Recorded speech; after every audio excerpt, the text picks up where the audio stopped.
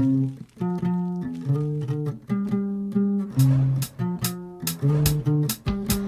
hidup muda dengan pesirah, Gaya hidup serba praktis dan prestis. Belanja di mana saja bisa, bayar ini bayar itu sudah biasa.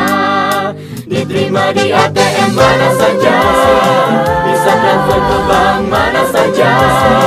Lebih cepat dan pasti akurat, lebih hemat juga banyak manfaat. Dengan SMS banking bisa, dengan phone banking pun bisa. Semua hanya di Pesira, hidup jadi mudah. namun di pesirah juga banyak hadiahnya. Dan price-nya juga nggak kalah, wah. Tabungan pesirah, persembahan Bank Sumsel Baba.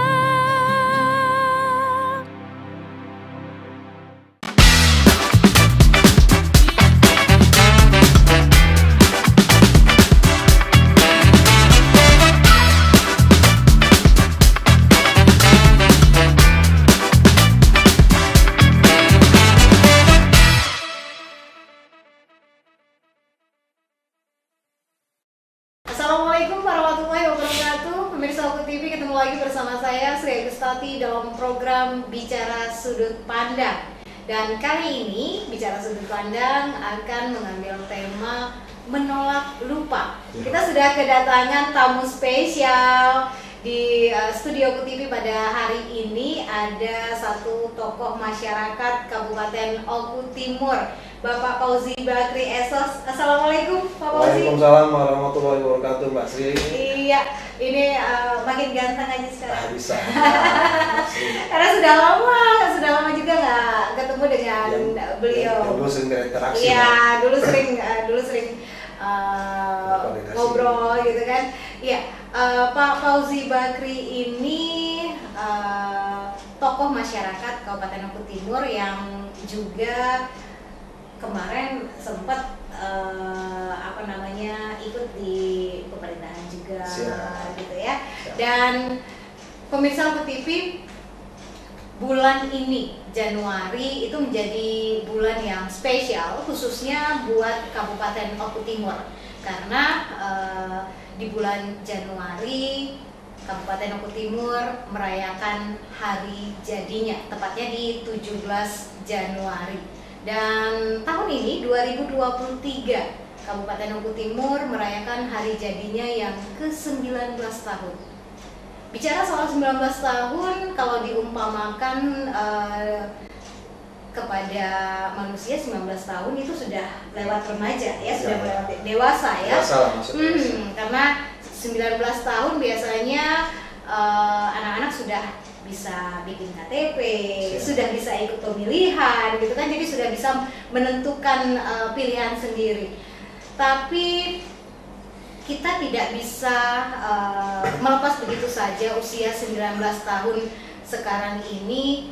Kita juga tetap harus mengingat bahwa sebelum berkembang seperti saat ini perlu perjuangan besar sehingga Oku Timur menjadi sebuah kabupaten hasil pemekaran. Itulah kenapa akhirnya kita mengundang biasanya sih namanya Kak Fauzi ya. Iya, kita mengundang Kak Fauzi di di studio Oku TV untuk sedikit napak tilas lah. Kita flashback mengenai seperti apa sih perjuangan sehingga akhirnya Oku Timur berhasil menjadi sebuah kabupaten pemekaran pisah dengan induknya Kabupaten Oku. Nah, boleh sedikit diceritakan nih Kak Fauzi, ide akhirnya muncul pemekaran Kabupaten Oku Timur. Oke, Mbak Sri, terima kasih undangan. Saya agak tersanjung nih, sengaja datang diundang di sini. Tadi saya tanya ada apa ini. Ternyata saya diundang ke sini dengan suatu tema menolak lupa. Iya, menolak lupa. Menolak lupa atau katakanlah melawan lupa bisa jadi. Saya agak sependapat tema itu, bahwa sebagai orang-orang anak muda, katakanlah sekarang kaum milenial, kaum penerus daripada saya, adik-adik itu ya harus ingat sejarah. Kenapa? Bung Karno pun pernah mengatakan jas merah, jangan sekali-sekali melupakan sejarah. Karena sejarah itu adalah sesuatu yang perlu kita ingat, yang perlu kita selalu menjadikan kita semangat. Oleh karenanya tadi pertanyaan Mbak Sri ya, bahwa ide pemakaman itu seperti apa. Nah, berangkat ini saya cerita dikit, Bu Sri mungkin ada salah lupa, katakanlah ada lebih ada kurang, tapi yang saya ingat pada saat itu saya masih rada muda belia lah, di bawah 40 tahunan. Di bawah 40 tahunan itu 30 lebih saya itu lagi energik-energiknya. Bahwa perlu diketahui Mbak Sri, ketika itu saya menjabat di Martapura ini. Di Martapura. Ya, dulu saya itu pernah di Batu Raja, Martapura karena tanah kelahiran. Setelah saya dari kuliah pulang ke sini jadi PNS, saya mengabdi di tanah kelahiran. Di Batu Raja saya pulang ke Martapura dan saya diberikan jabatan masih muda, diberi jabatan sebagai kepala pasar. Kepala pasar pada waktu itu jabatan yang bergengsi, Pak, karena kita dalam skup kecamatan. Sejajar dengan Muspika, kadang-kadang seolah Muspika Plus kan. Nah, pada saya menjabat itu di tahun 1999, lebih kurang. Pada saat itu saya membaca suatu koran, berita koran waktu itu Sriwijaya Post yang lebih dikenal orang di Sumatera Selatan, Sriwijaya Post. Sriwijaya Post itu membuat satu berita tentang inginnya pemekaran Kabupaten Induk, dalam itu Kabupaten Oku menjadi 3. Dan dari daerah kita, saya baca sudah ada suatu forum yang ingin menginginkan bahwa Kabupaten Oku pecah itu Kabupaten Pemercikan itu adalah di Belitang. Biar tahu ya, di Belitang. Saya baca koran itu. Karena saya merasa terpanggil, saya pada saat itu bertemu atau menghadap dengan masih keluarga kita juga, anggota DPR. Pada itu mungkin Mbak Sri kenal dengan Haji Mansur Abbas. Orang tuanya dari Haji Mansur. Nah, saya menceritakan bahwa karena saya manggil Mam, ini Mam, kok ada forum yang di Belitang menginginkan Kabupaten Oku dipecah, tapi kabupaten ini ibu kotanya di Belitang. Dengan agak katakanlah kaget, udah sih katanya, kalau itu kita buat forum juga, bahwa kita adakan tandingan, bukan kita juga menginginkan pemekaran itu ketika Kabupaten Oku dipecah menjadi sekarang selatan dan ke timur, Batu Raja tetap. Kabupaten Oku Timur, kabupaten pecah ini yang layak Martapura. Kenapa? Martapura ini banyak sekali potensi yang bisa kita gali. Kalau Belitang itu kan katakanlah daerah ekstra migrasi ya. Martapura ini perlu dipahami bahwa eks-kewadanaan itu kita munculkan. Kemudian terletak di jalan lintas Sumatera dan adanya rel kereta api. Kemudian ada lagi pembangunan irigasi induknya di Martapura. Itu menjadi suatu yang menjadi kita tonjolkan, kita mentahkan gitu kira-kira. Nah, sehingga kami membentuklah itu pada saat pertemuan yang non formal dulu kan. Sehingga kami sering rapat dulu dengan tokoh-tokoh. Pada saat itu saya paling muda sih, paling nom. Jabat hari lain itu kan sebagai contoh pada saat itu sudah pada almarhum Pak. Mungkin masih ingat dengan Zaini Badar, bapaknya Pawan itu Pasirah. Kemudian Abu Nawas, Haji Abu Nawas. Kemudian Lukman Kades. Kemudian Mansur Abbas. Kemudian yang pemilik Hotel Dewi, Kiai Haji Rashid, Fuadi Kodim dan saya. Kami sering menyusun konsep yang belum pada saat itu hanya lisan. Sering kami rapat-rapat di rumah Haji Rashid Hotel Dewi. Sehingga pada saat itu muncul lah bahwa persyaratan daripada sebuah kabupaten pemekaran itu adalah tersedianya perkantoran, tanah untuk perkantoran. Kemudian fasilitas lainnya, terutama artinya yang perlu dipahami dulu itu adalah tanah perkantoran.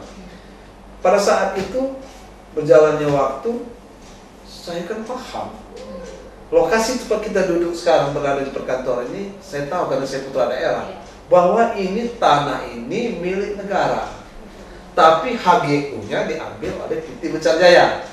Itu kami angkat dalam rapat itu. Sehingga pada saat HGU, tanah ini adalah kegunaannya, keperuntukannya adalah perkebunan karet. Kalau dipahami perkebunan karet. Tetapi dalam pelaksanaannya tidak ada kebun karet. Hanya di sini dibuat kandang kawat sepanjang jalannya sampai Pelingon sampai ke Mencar. Gagar kawat isinya sapi. Sapi liar dilepas ke sini. Jadi ribuan sapi di dalam sini.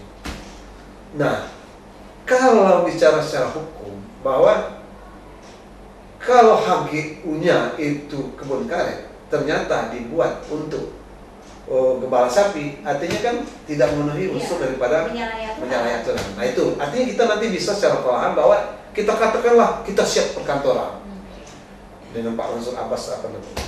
Sehingga kami membuatlah surat ke Bupati Oku pada saat itu, kemudian dengan DPR. Nah perlu saya ulangi lagi bahwa kami terbentuk itu, saya selalu menyebutkannya bahwa embrio pemekaran, artinya setelah ada embrio tentu ada panitia yang resmi kan, artinya yang setelah resmi itu artinya dibiayai oleh negara masuk APBD. Nah kami belum, jadi kami kumpul itu hanya suka-suka saja datang ataupun kumpul.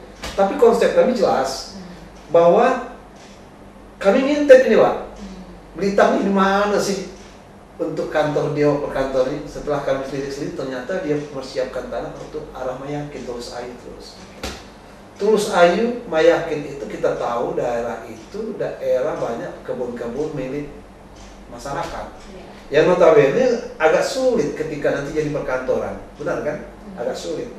Nah sehingga itu kita angkat satu, kita untuk katakanlah mementahkan keinginan Blitar. Alat Mas Ri. Sekarang saja Datik sebagai saya bangga juga sudah seperti ini kan. Setelah itu kami membuat lagi bahwa selain perkantoran berada di sini di daerah Limun yang sekarang sudah berdiri perkantoran, opsi kedua adalah Tebas-Sari. Tebas-Sari mulai kita nyebrang rel sampai ke perumahan guru sampai ke arah Petra, itu kita buatkan opsi kedua untuk persiapan perkantoran. Itu banyak kan. Ketiga, perlu ketahui adik-adik, ketiga itu adalah tanah yang sudah dibebaskan irigasi yang berada di Tanjung Amar di seputaran pom bensin. Tapi rawa kan, sebelah kiri menghadap Sungai Komering. Itu opsi ketiga. Opsi keempat ada lagi gitu arah Pemetung. Maju dikit dari, kalau sekarang tuh orang lebih cenderung mengatakan apa katakan nasi tiul, apa itu? Ada kan? Di situ kan arah Pemetung tuh dari situ ke sebelah kiri kan lahan tidur. Sampai sekarang itu masih lahan tidur. Itu. Sehingga kita punya modal pertama bahwa perkantoran Martapura siap. Tapi karena sama-sama menginginkan pemekaran, Blitar ngotot, sehingga hampir ceosu. Blitar ngotot, kita ngotot. Pada saat itu saya selalu katakanlah bertemu dengan kawan-kawan yang senior, Wawa, almarhum ini kita doakan almarhum itu kata mudah-mudahan terima sisi Allah karena perjuangan dan amal ibadah mereka diterima. Karena tinggal di dalam panitia itu sekarang ini saya dengan Pak Adi Kodim yang embrio. Setelah itu kita sudah terkonsep bahwa perkantoran ada dengan alasan ini. Ternyata pemerintah daerah dalam hal ini Kabupaten Oku itu mendukung juga untuk dimekarkan tiga kabupaten. Nah di dalam pemekaran itu pada saat kami dulu kalau pacak kita namanya Kabupaten Oku apa itu? Kabupaten Okan Komering Ulu Timur. Oku Timur, Okan Komering Ulu Timur pada saat. Okan Komering sama yang sekarang. Sehingga pada saat itu kami kan masih bingung nama pada saat kami embrio kan.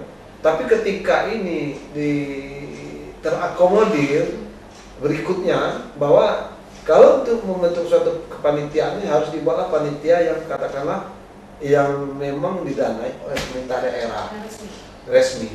Karena kami sudah menghantarkan di sebuah konsep, makanya saya itu katakanlah embrio konsep. Tapi untuk penyusunan di mana perkantoran dan itu saya ikut. Sehingga setelah itu ada dana pemekaran, semua orang mau kan? Mau kan? Cuan, ada cuan, ini ada cuan. Berbondong-bondong lah orang ke sana ikut, masuk banyak itu.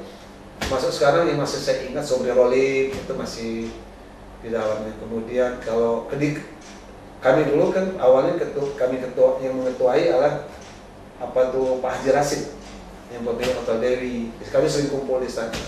Seringnya berjalannya waktu, saya sudah mengurangi kegiatan-kegiatan karena sudah terbentuknya P3KOD, Panitia Pemekaran Kabupaten Oku Timur, Panitia Pemekaran Kabupaten Oku Selatan. Mereka sudah ada dana kantor dibiayai oleh APBD Oku. Nah, saya sudah mulai pelan-pelan. Katakanlah secara perlahan, tidak di situ karena saya konsentrasi di kerjaan saya kan. Karena saya dulu bawa pasar, kemudian saya pernah menjadi kasih pemerintahan yang pada saat itu banyak kegiatan-kegiatan yang harus saya lakukan juga kan. Nah, setelah adanya P3KOD terbentuk, saya sudah tidak aktif Pak, tapi mereka kawan-kawan adik-adik yang di P3KOD itu tahu bahwa perjuangan kami dulu, termasuk Sobri Rolip itu tahu. Nah, itulah awalnya, makanya saya dikatakan bahwa kelompok kami itu adalah embrio, menyiapkan bahan baku yang kita racik setelah masak, silakan kamu makan, hidangkan, silakan mau diapakan.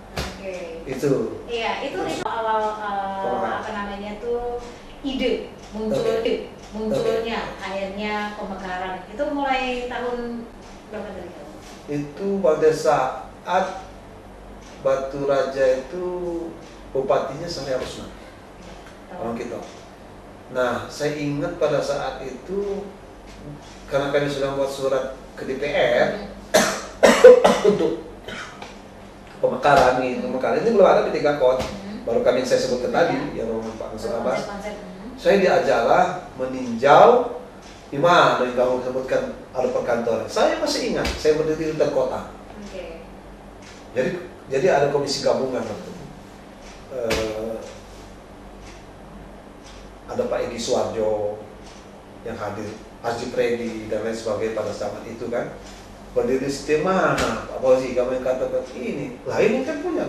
Iya Pak, cuman ceritanya bla bla bla bla bla yang mereka bisa lebih jelaskan lagi kan oleh Pak Rasid kan. Nah, artinya situ. Nah, ada lagi Pak.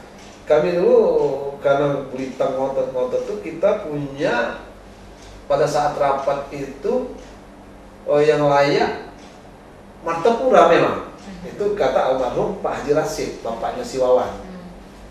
Karena dengan pertimbangan bahwa Blitar itu lumbung beras, lumbung pangan. Nah, apakah kita mau ini akan terjadi lagi seperti Kerawang Bekasi? Nah, itu patokan kita kan. Kerawang Bekasi itulah karena dalam tanah pertanian yang hasil berasnya dulu diperhitungkan. Tetapi ketika dia menjadi kabupaten kota Bekasi, kabupaten Kerawang, kota Bekasi, hilang sekarang menjadi pemukiman, estate, pabrik, industri yang hilang, lumbung pangan hilang. Nah, itu sawahnya sudah diganti. Ya, makanya kita mentahkan kelompok Blitar. Masuk akal. Oh siap, itu kita masukkan di dalam penyusunan kita dulu bahwa Blitar tidak layak. Satu, dia tidak mempunyai tidak ada lahan untuk perkantoran. Kedua, bahwa apakah kita akan menghilangkan lumbung pangan, lumbung beras? Karena sudah ada contoh di Jawa, katakanlah di Bekasi, Kerawang itu, Kerawang Bekasi dulu terkenal berasnya. Karena dia menjadi bentuk kabupaten kota. Terus sekarang kita lihat industri, estate, mana segala macam. Oleh karena itulah.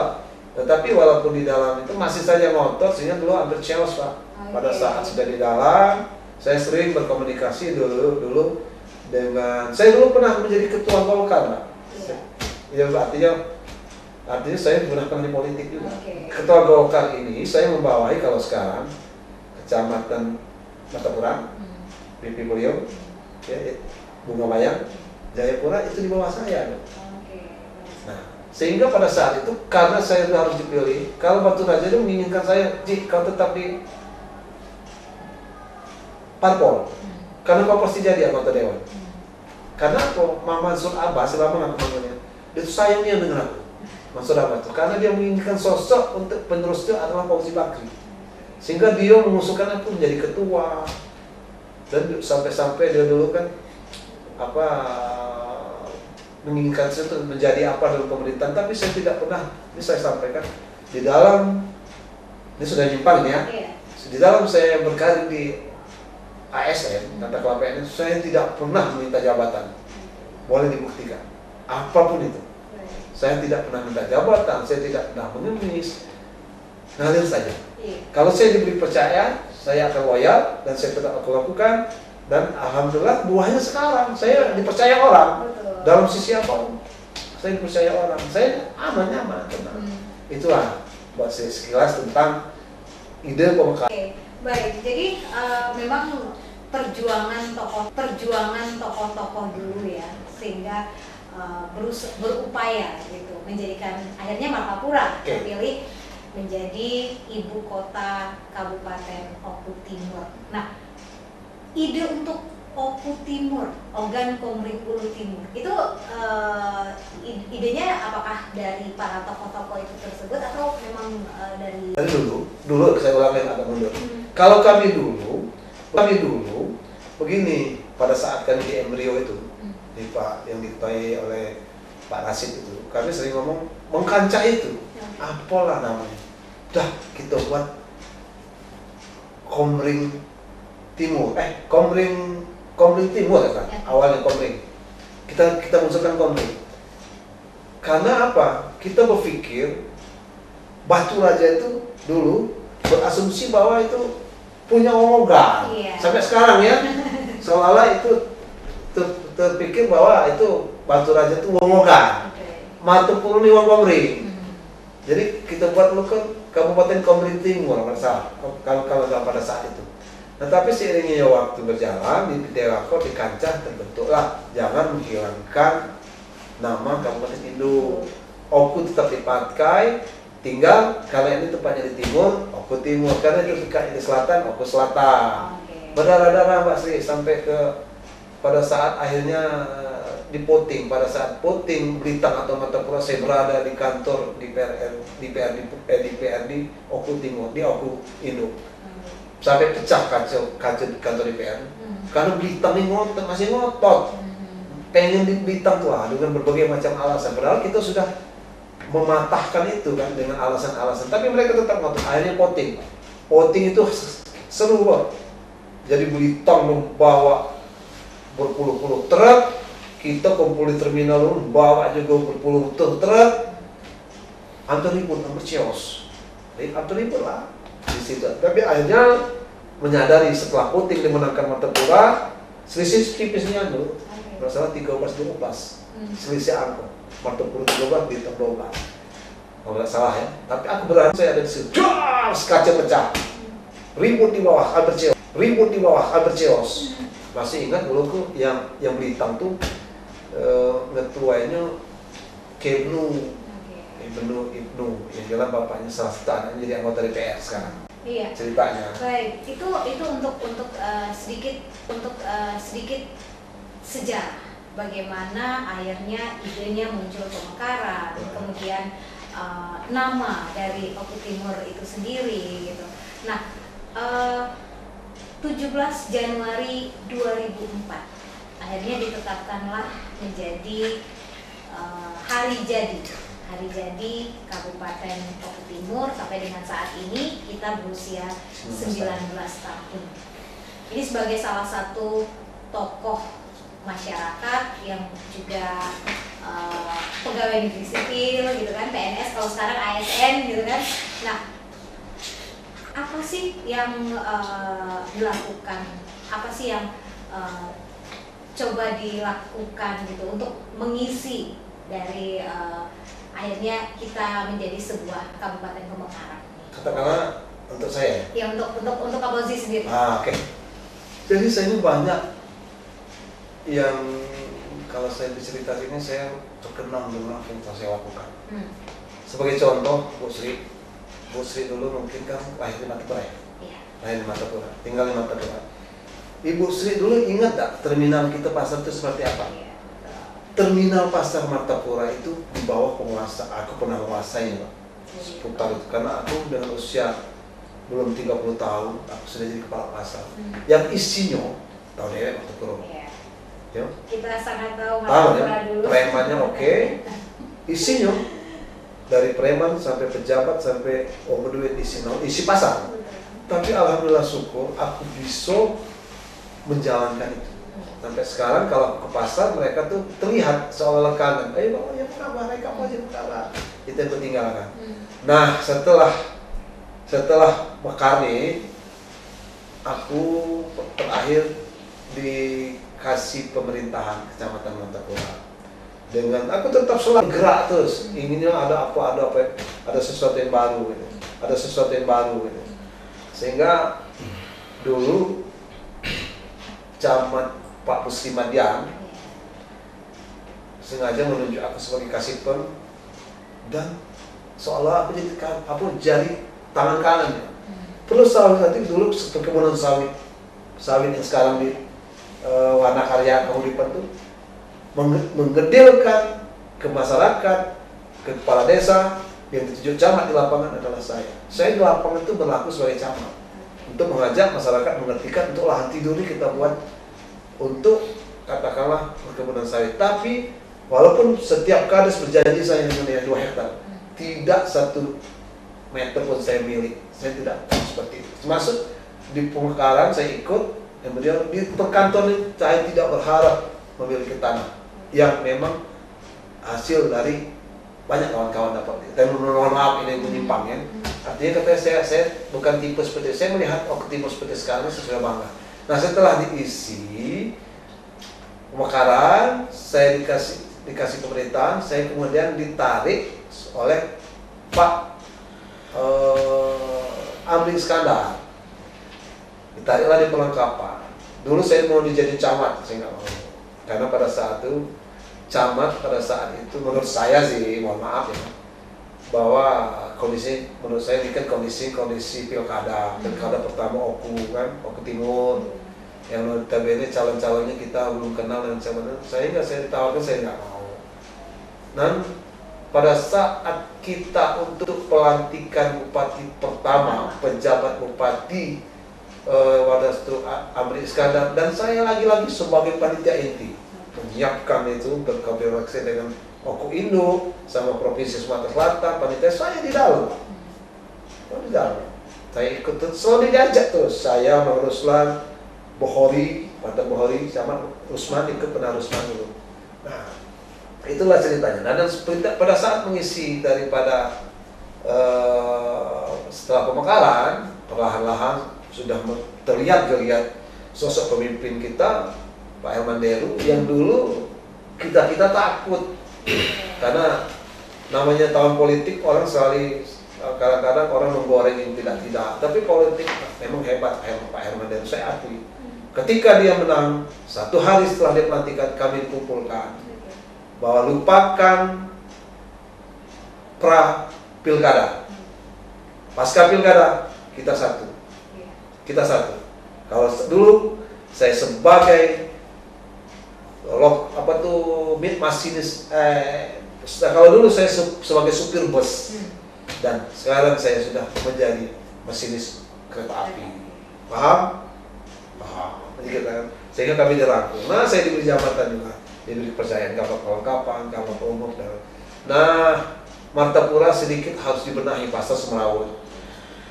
Lagi-lagi Pak Herman Deru pada saat itu saya punya toko, ada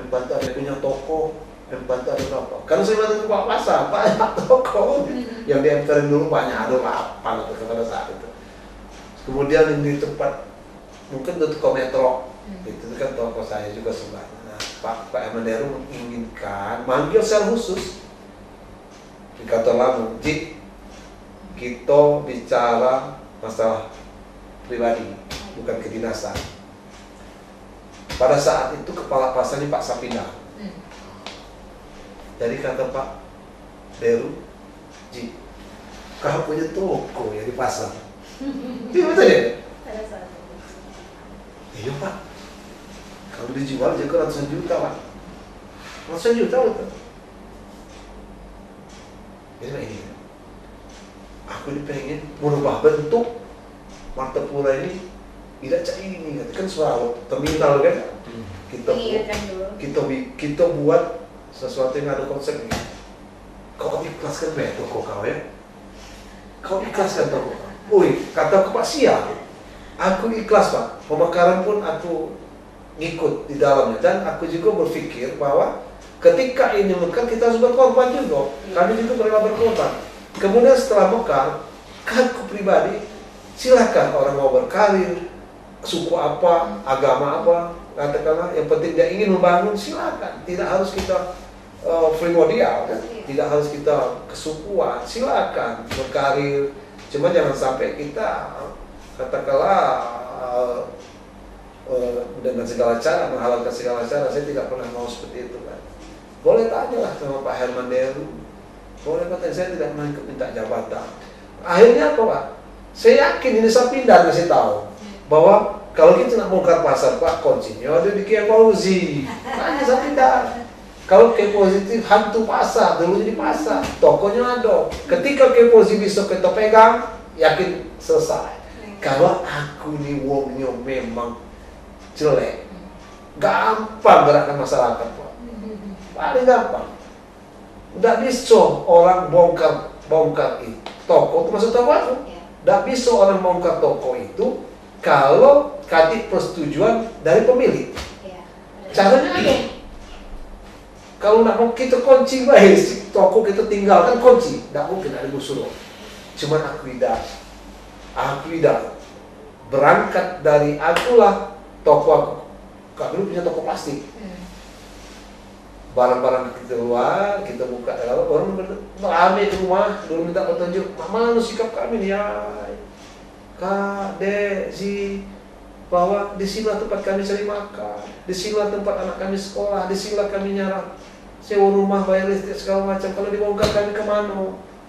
Yo, aku, ya kita anu dulu lah, kaget. Ya aku udah kalah. Padahal kalau kena aset paling mudah itu bensin isi di korek, jangan tidak seperti itu. Karena aku bangga, artinya pada saat itu kepemimpinan Hermanderu, hanya aku buka toko buangi kalau itu hitungan ratusan juta. Kalau memang istilah artinya toko itu walaupun itu di atas milik tanah pemerintah daerah, paling tidak ada bergaining kan, ada bergaining, ganti untung lah. Tapi aku lakukan. Ketika itu aku menjadi contoh mereka dengan perlahan-lahan sudah Pak Fauzi sudah terima perlahan bongkar misi ke toko, termasuk Pak Dal, Wardah. Kejelian dari Bupati pada saat itu ya, Bapak Haji Hermanderu akhirnya tertata rapi. Nah, kalau melihat, kalau mengingat dulu pasar Martapura itu betul-betul yang tidak tertata sekarang rapi. Sekarang sangat cantik gitu ada ya. taman kota. Nah, itu salah satu, artinya ada peran saya juga loh. Peran saya katanya saya menggerakkan walaupun saya di belakang layar. Boleh tanya dengan Pak Sapinda. Iya. Pak Sapinda itu kalau dia saat bocor ke Pak Bupati, iya aku tanya apa ya katanya. Jawab ke Bupati betul Pak Fauzi. Bupati manggil aku. Tuh ya. Jadi itu yang aku ingatkan Pak setelah aku di dalam pemerintahan. Kemudian pada saat saya menjadi kabak umum. Dulu kabak umum itu kamu tahu. Kabak umum sekarang mama, yang main Hermanderu kau tahu nih, pasti tahu. Satu hari acaranya ada 2 tempat, bahkan kadang-kadang 3 tempat. Ambal pindah-pindah, biasa tuh. Wow, pindah sana pindah sini. Anak aku mati latihan. Rombongan sekarang yang akhirnya Marius kan Kasubak dulu. Nah pada saat kita nak ulang 17 Agustus sama Pak Samsu Sugianto, ketika kita finishing untuk acara besok di lapangan KONI, aku nih tahu bahwa lapangan KONI ini kan bukan milik pemerintah daerah, milik pribadi perorangan yang notabene punya Ibnu Sutowo. Lagi-lagi aku punya ide Mbak Sri, ngomong dengan Pak Toto, Pak, Bapak tahu enggak Pak, tempat kita duduk ini tanah ini milik pribadi. Hah? Yang benar? Milik pribadi, bukan milik pemerintah daerah, bukan. Jadi apa ya? Aku punya ide. Tanah ini aku minta melalui ahli warisnya. Pemiliknya ini ada Ibnu Sutowo, istri Ibnu Sutowo sudah meninggal. Oh gerot ini, bukan pejabat Pertamina, Ibnu Sutowo.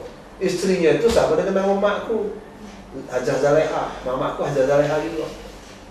Aku pengen buat surat ke Hajah Zaleha atas nama masyarakat Martapuro, meminta untuk lapangan KONI sekarang lapangan DTM itu menjadikan untuk kepentingan umum ke keluarga ke Ibu Hajah Zaleha, diteken oleh beberapa tokoh masyarakat. Aku minta tolong Pak Bupati dan Ketua DPR mengetahui.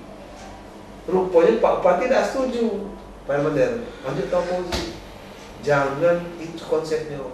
Aku yang neke, bukannya konsep masyarakat yang minta. Aku mengetahui, Ketua DPR mengetahui. Bagus juga kita. Sekali waktu Pak Bupati lagi rapat di hari Sabtu, rapat gerak-gerak galau, Pak Aulia, Pak Farid, Pak Dharma, rungkap dulu kan. Aku dipanggil lalu rapat di kantor Lamun dulu. DK aku masuk Pak. Jadi kataku dipanggil Rikar, ya dipanggil Rikar, ya dipanggil Bapak. Begitu aku masuk ruangan, Pak Farid kan di ruang Lamun kan, ruang Palem. Oh sih, benar. Kau punya ide tanah lapangan KONI bla bla bla. Iya benar Pak. Kau buat surat, aku neken. Kemudian aku ini pengen loh ketemu Ponco tuh. Ponco itu putra daerah Oku Timur yang berhasil di nasional bahkan internasional. Ya kata deh, JCC punya dia, Hotel Sultan itu punya dia, Jakarta Competition Center itu milik dia kan. Tapi setelah aku teken, coba kau cari link. Kapan baca ngadat itu ketemu dia tuh? Ya Pak, coba ngomong lagi Pak Deru. Cuman payung nomor Ponco nih, dia bukan pengusaha lokal, pengusaha nasional jarang di Indonesia. Deru deh ngomong. Ya Pak, aku coba Pak. Itulah tadi tangan Tuhan. Tidak hitungan setengah jam, aku dapat link ke Ponco. Hari Sabtu kita dulu kan hari kerja. Hari Sabtu jam 3 itu aku sudah dapat bahwa Ponco, tapi kok kemas. Pak Bupati pengen ketemu Pak Ponco dalam konteks sebagai Bupati Oku Timur yang merupakan tanah kelahiran Ponco Sutowo, ingin katakanlah bertemu membahas beberapa macam hal tentang Kabupaten Oku Timur. Itu yang aku majukan, tidak membicarakan untuk lapangan KONI, tidak terlalu kecil bagi Ponco, bagi Pak Bupati. Akhirnya apa? Terima, dia siap hari Senin, terima, aku ngadap, terkejut. Deru, nah kamu saksikan ya. Dengan ketua, inilah aku setuju dengan Fauzi. Linknya, link. Berapa jarak antara aku menjadi perintah dengan dia dan hasilnya bisa diterima. Bukan memang temu di mana? Di Jakarta aja. Oh, ini kalau Bang Cabiang. Buat surat ke Ponco, ku teken sekarang lah. Setelah selesai kau carilah tokoh masyarakat yang kau anggap wajar diajak sebanyak-banyaknya. Kita biaya.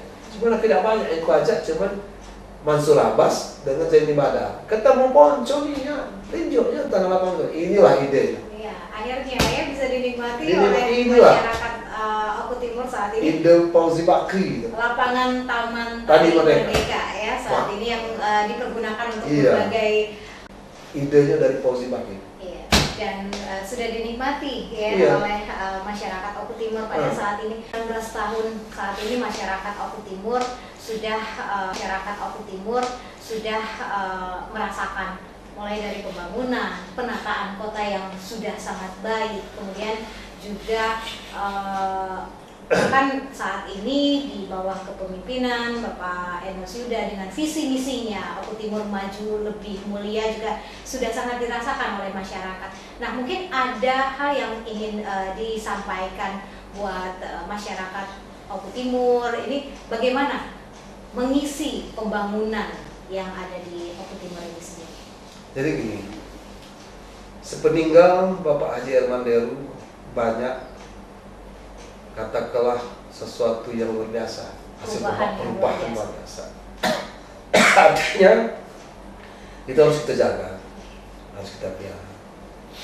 Kemudian sekarang zaman kepemimpinan Enos Yuda, tokoh duanya tokoh muda, yang artinya dari sisi pengalaman mungkin katakanlah yang perlu kita sama-sama menjaga beliau, mengawal beliau, dan kita berharap dengan katakanlah atau dia maju lebih mulia itu akan terlaksana. Dan kita akui juga bahwa dalam kurun waktu 2 tahun lebih 3 tahun ya, Pak Enos sudah menorehkan beberapa prestasi yang menurut saya luar biasa. Pasangan dua ini anak muda yang merupakan kaum milenial, dan tidak kalah pentingnya juga bahwa kita anak-anak muda yang sekarang di pemerintahan khususnya, bahwa ayo kita dukung beliau. Dan jangan sampai katakanlah, kadang-kadang gini Mbak Sri, saya kadang-kadang berdasarkan pengalaman ini, kadang-kadang banyak atau ada lah bahwa kadang-kadang hanya ABS asal Bapak senang, kalau bisa hilangkan lah itu. Kita bicaralah bahwa kalau menurut kita jelek, katakan jelek dengan sampaikan dengan cara yang arif, santun, sehingga jangan nanti kita tahu kalau ini arahnya ke sana, pimpinan akan terjebak dengan sesuatu yang salah. Ya saling mengingatkan, dan masyarakat juga ya kita pertontonkan hal-hal yang baik juga, memberikan contoh, karena aparatur itu kadang-kadang di tengah-tengah masyarakat menjadi warga kelas 1. Oleh itu harus mencerminkan itu, bukan berarti kalau masyarakat saya rasa katakanlah akan ikut. Nah, satu sekarang saya sebagai warga masyarakat Martapura yang sekarang ini, saya menginginkan, ini mungkin didengar ini oleh kawan-kawan di pemerintahan, dibuatlah Oku Timur ini begitu masuk dari wilayah Lampung sudah kelihatan bahwa sebuah kota. Artinya kalau malam listrik terang benderang, jalan lingkar itu terang benderang, jalan di pasar terang benderang. Nah ini kan belum, tapi ini hanya saran, mungkin terkendala dengan dana. Oleh karenanya mudah-mudahan ke depan kita bisa lebih tadi maju lebih mulia itu akan terwujud, dikawal oleh kita masyarakat, kemudian aparatur pemerintah.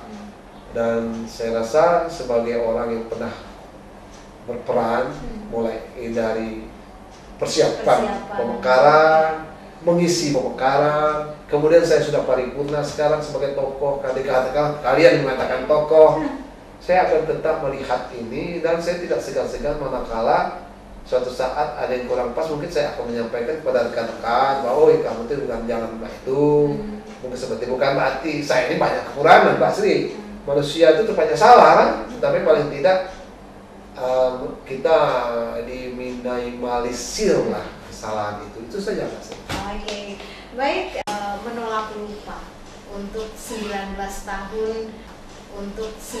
tahun usia Kabupaten Oku Timur pada tahun ini, dan mudah-mudahan seperti apa yang tadi disampaikan mengingatkan kita bahwa perjuangan menjadikan Oku Timur menjadi sebuah kabupaten itu adalah perjuangan yang panjang, berat, dan kita isi perjuangan ini dengan terus memberikan yang terbaik buat Oku Timur, pembangunan yang dapat dirasakan oleh seluruh masyarakat Oku Timur, dan tentu saja kita mengisi pemekaran Kabupaten Oku Timur ini menjadikan sebuah daerah yang terus berkembang tentu saja ke depannya, atau berprestasi dan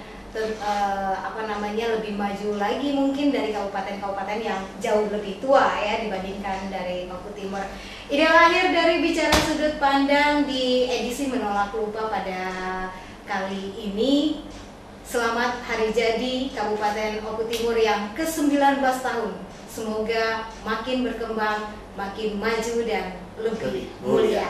Kami akhiri Bicara Sudut Pandang pada kali ini. Saya Sri Agustati dan saya Fauzi Bakri. Terima kasih untuk perhatiannya. Wassalamualaikum.